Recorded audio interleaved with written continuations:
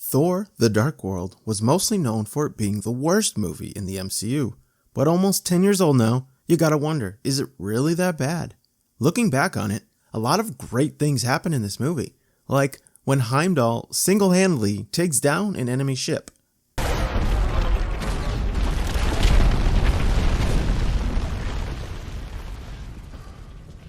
Also, we get the first moment in the MCU the Infinity Stones are actually called stones, thanks to Odin's magic book. It was called the ether. While the other relics often appear as stones, the ether is fluid and ever-changing. For any fan of the MCU, this movie deserves to be revisited, and in this video, I will be recapping the story and reminding you of some of the best moments along the way. Let's get into it.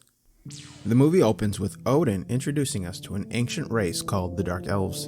The Dark Elves and their leader Malekith sought to turn the universe into darkness, using something called the Ether.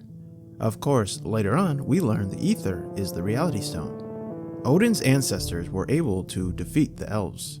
Malekith, however, sacrifices his own people to make an escape. The Ether cannot be destroyed, and the Asgardians buried it somewhere they believe it can never be reached. In modern day, Loki is brought forth in front of his father Odin.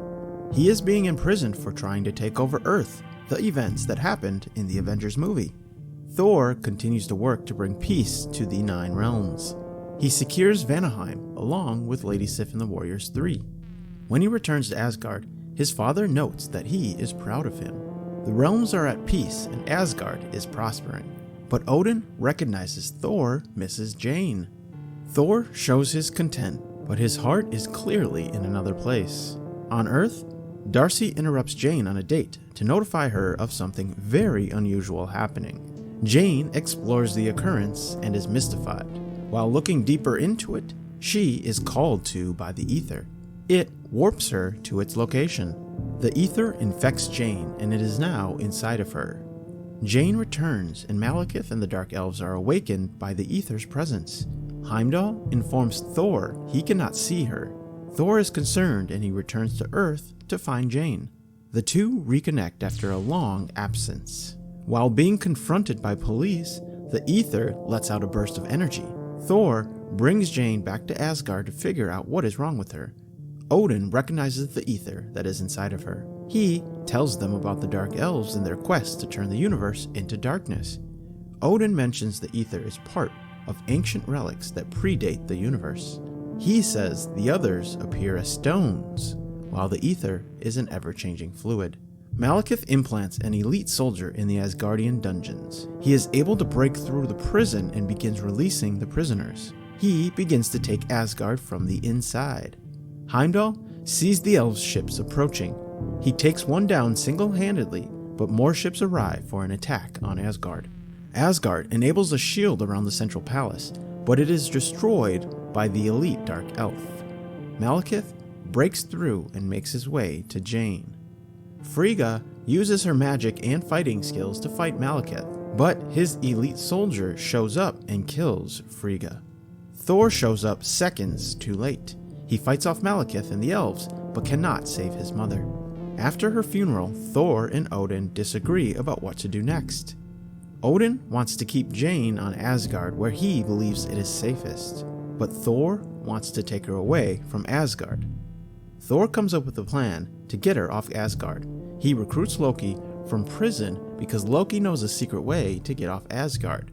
It's the only way Thor can do it without Odin knowing. Loki, just happy to be out of prison, agrees to come along.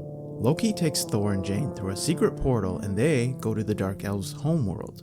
Malekith senses the Ether's location and the elves go after it. Loki and Thor play it off like Loki has betrayed Thor.